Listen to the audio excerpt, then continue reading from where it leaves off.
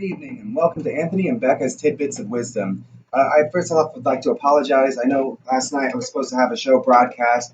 I ran into some technical difficulties, so I ended up working on a recording, and I'm just going to post it tonight as soon as I'm finished recording right now. A lot of people have been asking about more information on the different types of kratom or strain types, so I'm going to break those down. There's three main types of kratom.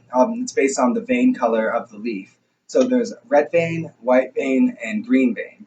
Now, red vein is probably the most commonly used of all the different types because it has the most pain relieving properties. It has the highest 7-hydroxymetrogenine content as well as the highest metrogenine content, which are the two most prominent alkaloids for pain killing effects and also relaxing properties.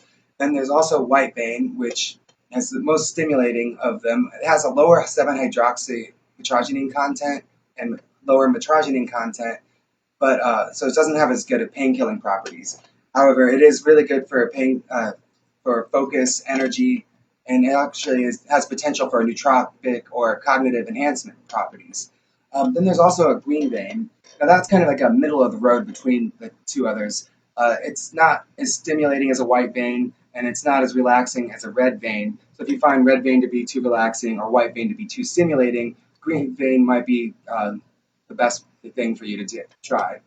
Uh, there's also regional type things, like when you see on a website, they'll have red vein Bali, red vein Borneo, red vein Indo, red vein Thai, and then same with the other vein colors. That's just basically indicating the region that it was grown in.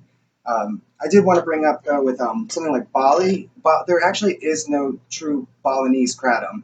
That was actually a mix-up back in I think the 40s when kratom was first being exported. It was being exported out of like the ports in Bali. So they basically just, to make it easier, just named it Bali, even though it actually was grown in Borneo. Then there's also Meng Da. Meng Da is kind of usually the cream of the crop, or supposed to be, some of the better leaves from the plant. It's usually like a horned leaf, but then there's also it's called like horned leaf kratom, which sometimes some websites will separate that from Meng Da. It doesn't necessarily mean that they're the same exact thing. There is differences when people carry both, but let's see. And then there's also something like there's yellow and chocolate, which has kind of been coming around recently. Yellow is basically a white vein that's dried in a different process than normal, and then chocolate is a kind of a red vein with that was fermented and dried differently than normal red vein, and it also tends to be a little more sedating, but not for everyone because with all strains, kratom is a little bit subjective because everyone's got different body chemistry and things like that. I do want to note also that yellow vein, even though it's a white vein, I can actually take that with no issues, whereas I can't take a regular white vein because it just increases my anxiety too much. So that might be something to check out if you have trouble with a regular white vein. And then I guess now it's time for the Ask Anthony portion. And a question today comes from Devin, and he asks, do you think the age of knowledge of visitations from extra-dimensional beings is close, and would you love as much as I would to meet and converse with aliens? I think that time is close. Now, if you're talking other dimensional things, there's a lot of people who have kind of uh, testified that they've met interdimensional beings on things like DMT and also with near-death experiences. And a lot of the reports are completely separate incidents, but still describe the same things.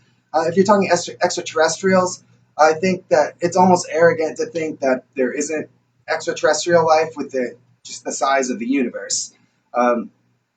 So are they among us already? I have no idea. Maybe it's a idle possibility. If you look at ancient civilizations like ancient Sumeria, Mesopotamia, and Egypt, and places like that, they do describe these highly advanced technologies that they received or had that we couldn't explain a lot of and still can't to this day.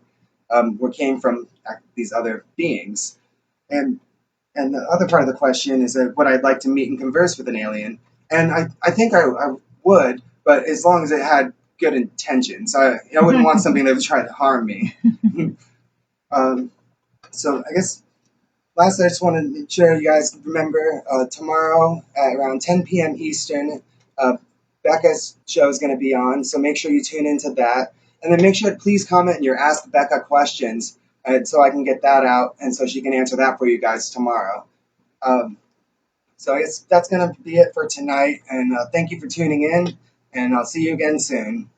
Kratom on.